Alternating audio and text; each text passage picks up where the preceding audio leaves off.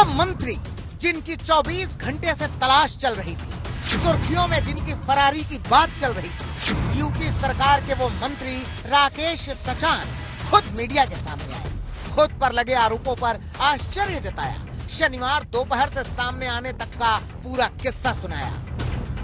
मैं चूंकि 90 से मुकदमा अदालत में चल रहा था, कल तारीख थी और तारीख में मैं वहां पर गया था और जब मेरे वकील ने बताया कि यहाँ कुछ देरी होगी, पहले उन्होंने बताया था 5 मिनट में, क्योंकि पहले से पूर्व निर्धारित प्रोग्राम थे, तो मैं वहां से 11:30 बजे उनसे कहा कि यार हाजिरी माफी की एप्लीकेशन लगा दीजिएगा, मैं जिरह की अगली तारीख ले लीजिएगा, मैं आ जाऊंगा।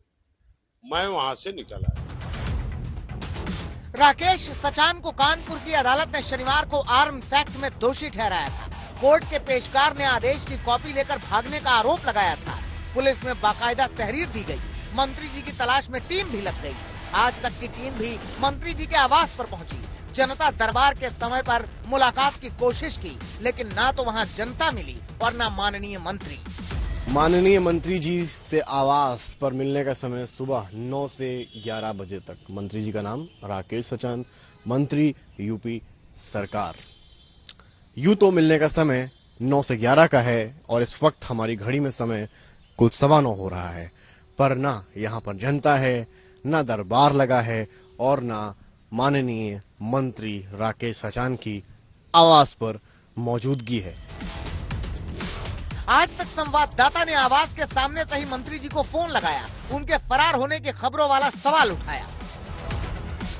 तभी मैं कह रहा हूँ ना, आपका पक्ष ले लूंगा आके, तो आपको जो बताना है। हमारा पक्ष तो आ ही गया, सब आपका नहीं सर, वो दिन में आया था ना, तहरीर के बाद नहीं आया था। तो अगर आपको कुछ कहना है तो मैं लखनऊ में, कानपुर से आने में मुझे 2 घंटा लगेगा पहुंचने में।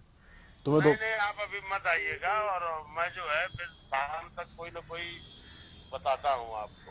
हम लोग भी देख ले, बात कर ले, लेकिन अभी हो सकता है लखनऊ आना पड़े तो फिर आपसे लखनऊ भेज। अब मंत्री जी खुद अदालत जाने की बात कह रहे हैं, खुद पर लगे आरोपों से इनकार कर रहे हैं।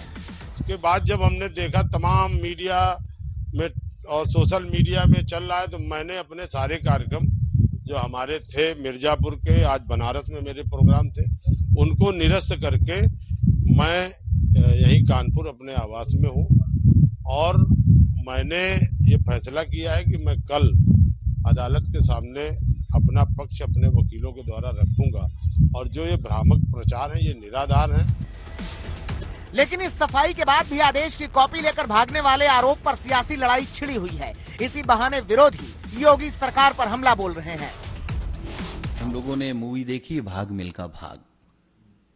मिल्खा भी उतने तेज नहीं भागे होंगे जितने तेज योगी जी के मंत्री भागे हैं। और आप बच सकते हैं, सरकार बचा सकती है आपको, लेकिन न्यायालय नहीं छोड़ेगा आपको।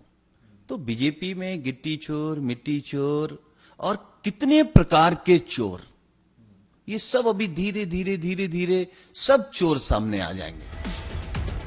मुसीबत सिर्फ मंत्री राकेश सचान के सिर पर नहीं मंडरा रही है।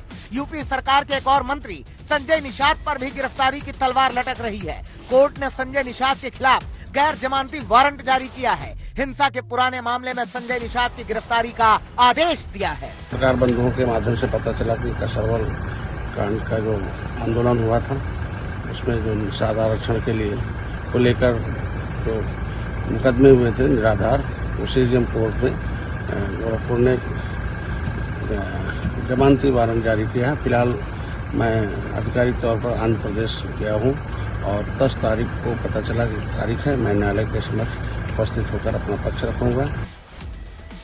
अब प्रदेश के 2 मंत्रियों पर संकट के बीच यूपी में सियासत गरमा रही है। समाजवादी पार्टी इसी बहाने सरकार पर सवाल उठा रही है। निषाद के खिलाफ एनबीडब्ल्यू इशू हुआ है गोरखपुर कोर्ट ने। तो नॉन अवेलेबल अगर वारंट जारी किया है, वो कहाँ है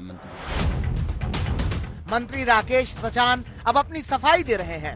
संजय निषाद के वकील कानूनी कार्रवाई की बात कह रहे हैं, लेकिन मंत्री पर आई मुसीबत ने यूपी सरकार के लिए संकट बढ़ा दिया है। विरोधियों के पास हमले का नया हथियार ला दिया है।